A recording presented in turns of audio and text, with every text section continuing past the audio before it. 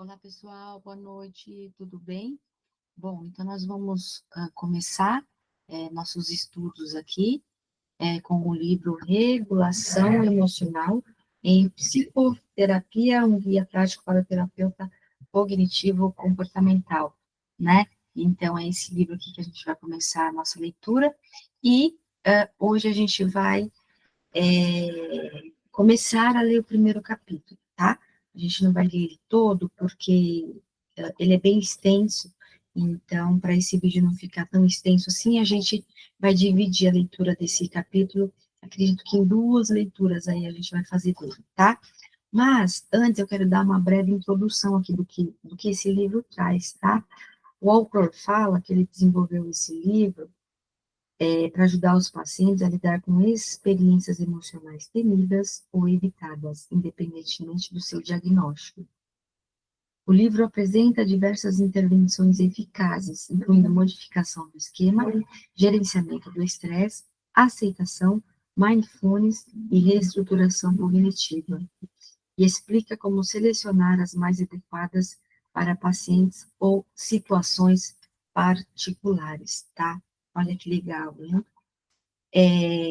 E o livro também traz diversos formulários, tá? Para aplicar com os pacientes, não é? Um recurso terapêutico, uma ferramenta aí que ajuda ainda mais ajudar os pacientes a lidarem com as emoções. Tá certo? Então, assim, tem várias ferramentas. Olha só, vou ler algumas para você ter uma ideia, tá? Escala de esquemas emocionais de Lehigh, 14 dimensões da escala de esquemas emocionais, diário de emoções, emoções que alguém pode ter nessa situação, custos e benefícios de pensar que minhas emoções são normais, bem, pessoal, entre outras, tá? Olha aí, são vários. Vai dar para ver? Mas olha só, tem essa lista aqui, ó, tá? E tem mais desse outro lado aqui, ó, quase que inteiro de aqui, ó, listas, tá? Dos formulários, tá? Na medida que a gente for lendo, eu vou ver o que eu faço para, de repente, deixar, aliás, criar até um módulo, tá? Com esses materiais em PDF, tá? Eu vou ver o que eu consigo fazer e aí eu aviso para vocês, tá bom? Então, ó, vamos lá para o capítulo 1, tá? Vamos lá. Que se chama Por que a regulação emocional é importante? Todos nós vivenciamos emoções de vários tipos e tentamos lidar com elas de maneiras tão eficazes quanto ineficazes. O verdadeiro problema não é sentir ansiedade, e sim nossa capacidade de reconhecê-la, aceitá-la e usá-la quando possível e continuar a funcionar apesar dela. Sem emoções, nossas vidas não teriam significado, textura, riqueza, contentamento e conexão com outras pessoas. As emoções nos lembram de nossas necessidades, nossas frustrações e nossos direitos. Nos levam a fazer mudanças, fugir de situações difíceis ou saber quando estamos satisfeitos. Ainda assim, há muitas pessoas que se sentem sobrecarregadas por suas emoções, temerosas dos sentimentos e incapazes de lidar com eles, por acreditar que a tristeza e a ansiedade impedem um comportamento efetivo. Este livro destina-se a todos os clínicos que ajudam essas pessoas a lidar mais efetivamente com as emoções. Considerando que as emoções compreendem um conjunto de processos, dos quais nenhum é por si só suficiente para denominar uma experiência como emoção.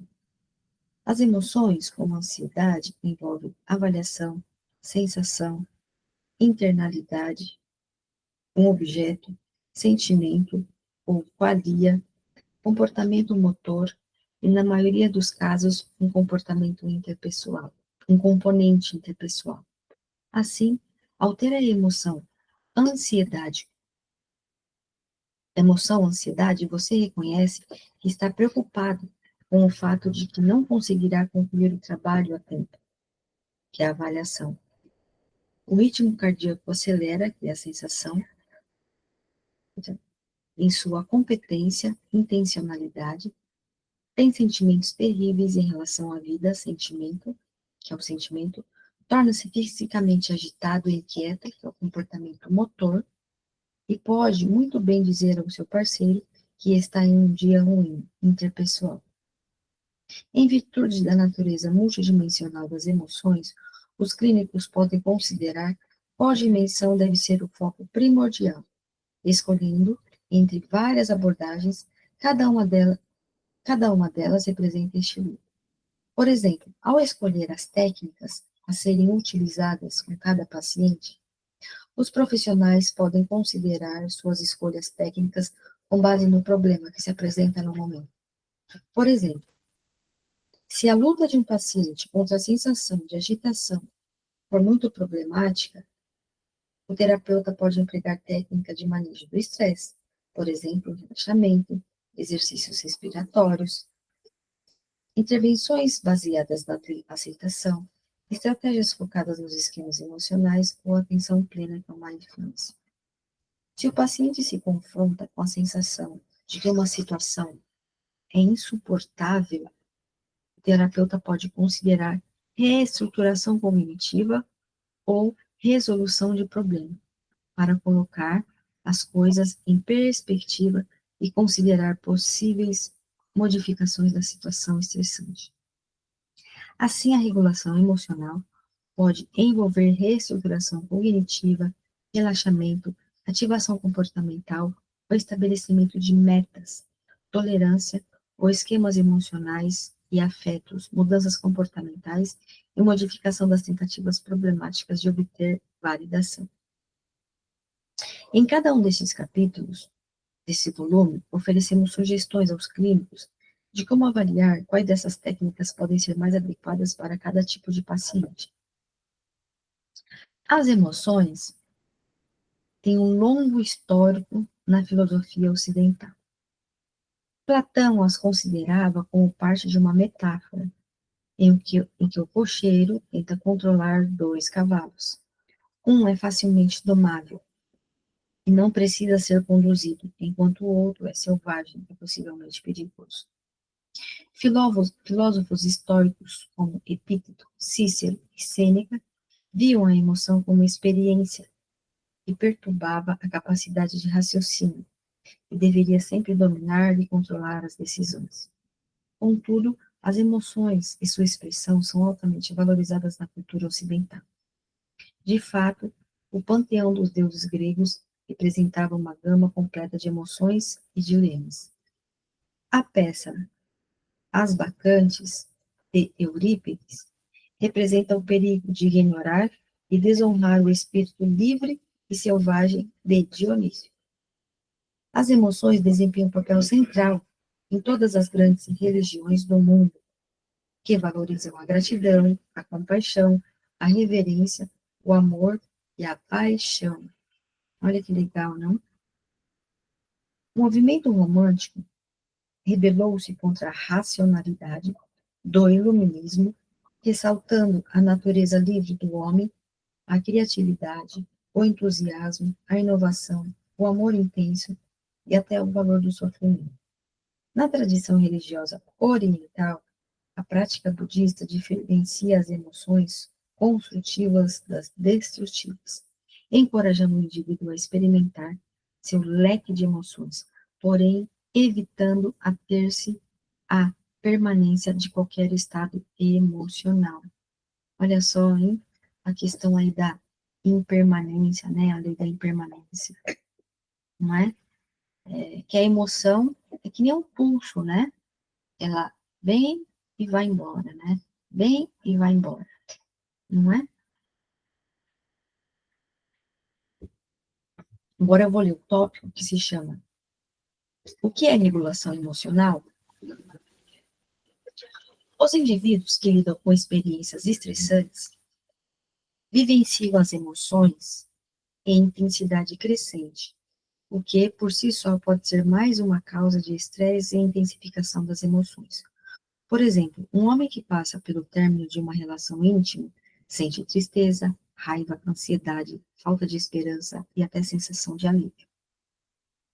À medida que essas emoções se intensificam, ele pode vir a buscar abusar de drogas ou álcool, comer compulsivamente, ter insônia, adotar um comportamento sexual ou criticar-se. Uma vez que as emoções de ansiedade, tristeza ou raiva surgem, formas problemáticas de lidar com sua intensidade pode determinar se as experiências estressantes vão levar a novos comportamentos problemáticos. A desregulação emocional, é grifar aqui, pode incitá-lo a queixar-se, provocar e atacar ou afastar-se dos outros. Ele pode ficar ruminando sobre suas emoções, tentando descobrir o que está acontecendo, o que o faz mergulhar ainda mais na depressão, no isolamento e na inatividade. Os estímulos problemáticos de enfrentamento dos problemas podem reduzir temporariamente a agitação. Por exemplo, beber álcool reduz a ansiedade a curto prazo, mas também prejudica a administração das emoções posteriores. Tais soluções temporárias, que é comer compulsivamente, esquiva, combinação e abuso de substâncias, podem funcionar em um primeiro momento. Contudo, as soluções podem se tornar um problema. Deixa eu dar uma pausa aqui para falar a respeito de soluções temporárias, tá? Eu estou fazendo um curso pela USP de neurociência, tá? E o que a neurociência fala a respeito de prazeres imediatos, tá? É, atrás aqui desse nosso, digamos assim, né, que fala terceiro olho aí, a gente não sabe se tem ou não, né? Existe a amígdala cerebral, né? Que é onde ficam registradas as emoções. E também tem ali um sistema chamado sistema de recompensa, tá? É, é ali, é ali onde é ativado quando nós temos soluções temporárias para as nossas dores, tá? E o que acontece? Qual é o movimento que acontece? Tá? Devido a esse sistema de recompensa existir, nossas decisões e escolhas são baseadas nesse sistema de recompensa. E quanto mais rápido atendemos essas recompensas, tá? Jogando o quê? Dopamina na nossa corrente sanguínea, corre mais risco de ficarmos dependentes, viciados nessas soluções temporárias, tá? E quais que seriam, de repente, essas soluções temporárias? Vício em redes sociais, comer doce, cigarro, bebida, sexo, gastar, tudo aquilo que de repente é em excesso, tá? Atende esse sistema de recompensa. Mas é isso, corre o risco de causar dependência, a pessoa ter vício, mas não resolver o que precisa ser resolvido, tá? É como ele está trazendo aqui. A curto prazo, né, até que de repente a pessoa pode conseguir administrar as emoções, mas a longo prazo não é benéfico. Por quê? Porque depois aquele efeito do bem-estar passa, tá? Então vamos lá, continuando. Só um parênteses para reflexão, tá? Em relação aí a como funciona o nosso cérebro, né? Como que interliga o sistema de recompensa com as emoções, enfim. Tá, vamos lá. Definimos desregulação emocional como a dificuldade ou inabilidade de lidar com as experiências ou processar as emoções. Olha só, hein? Dificuldade em lidar com as experiências, processar as emoções. Desregulação emocional.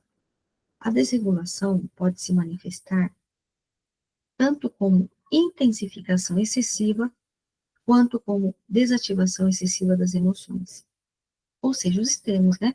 Ou intensifica demais ou desativa. A intensificação excessiva inclui qualquer aumento de intensidade de uma emoção, que seja sentida pelo indivíduo como indesejada, intrusiva, opressora ou problemática. A intensificação de emoções que resulta em pânico, terror, temor ou senso de urgência, de forma que o indivíduo se sinta sobrecarregado e com dificuldade de tolerar tais emoções, encaixa-se nesses critérios. A desativação excessiva de emoções inclui experiências dissociativas como despersonalização, desrealização, cisão ou entorpecimento emocional em situações nas quais normalmente se esperaria que as emoções fossem sentidas em alguma intensidade ou magnitude. Bem, convidando um pouco a terapia, aliás, bebendo um pouco da fonte da terapia dos esquemas, essa desativação das emoções seria ligar no nosso modo protetor desligado, né? É como se, né, ela ficasse distante das emoções, né? Para não tomar contato, enfim, despersonalizar, né? Tá? Como forma de não sentir. Por exemplo, ao confrontar uma situação de perigo de vida, uma mulher reage com entorpecimento emocional e relata ter se sentido como se estivesse em uma outra dimensão de tempo e espaço, observando o que parecia ser um filme. Essa desativação emocional, caracterizada por desrealização, é vista como uma reação atípica a um evento traumático. A desativação excessiva de emoções impede o processamento emocional e faz parte de um estilo de enfrentamento caracterizado por esquiva. Entretanto, pode haver situações em que desativar ou temporariamente suprimir a emoção pode ser útil. Por exemplo, a reação inicial a um evento catastrófico pode ser mais adaptativa pela supressão instantânea do medo, de modo que se possa lidar com a situação no momento. Olha aí que interessante, hein? Como forma de proteção mesmo, né? A pessoa não se sentir muito invadida, né? Vulnerável, não conseguir lidar de maneira segura com aquela situação, ela pode usar, de repente, essa, esse modo estratégico, né? E até mesmo adaptativo, desativando a emoção, né? Desativando a emoção excessiva, né? A desregulação emocional pode incluir qualquer estratégia de enfrentamento, seja ela problemática ou adaptativa, que o indivíduo usa ou ao confrontar a intensidade emocional indesejada. É importante reconhecer que a regulação emocional é como um termostato homeostático capaz de regular as emoções e mantê-las em nível controlável para que se possa lidar com elas. Ou a modulação para que mais ou para menos pode desequilibrar as coisas de forma extrema, a ponto de criar uma situação quente demais ou fria demais. A regulação emocional é como qualquer estilo de enfrentamento. Depende do contexto e da situação. Olha que interessante. Depende, né? Ela não é problemática ou adaptativa, independente da pessoa e da situação presente. A adaptação é definida aqui como a implementação de estratégias de enfrentamento adaptativas que incrementam o reconhecimento e processamento de reações úteis que estimulam, tanto a longo quanto a curto prazo, um funcionamento mais produtivo, definido por metas e propósitos valorizados pelo indivíduo. Olha que interessante, hein? Implementação de estratégias de enfrentamento adaptativas. Gostei desse nome, hein? Folkman e Lazarus identificaram 8 estratégias para lidar com as emoções. E são elas, olha aí, é a confrontação, por exemplo, que é a assertividade, o distanciamento, o autocontrole, a busca de apoio social, a aceitação de responsabilidade, fuga esquiva, resolução planejada dos problemas e reavaliação positiva. Olha que legal isso, hein? 8 estratégias de enfrentamento.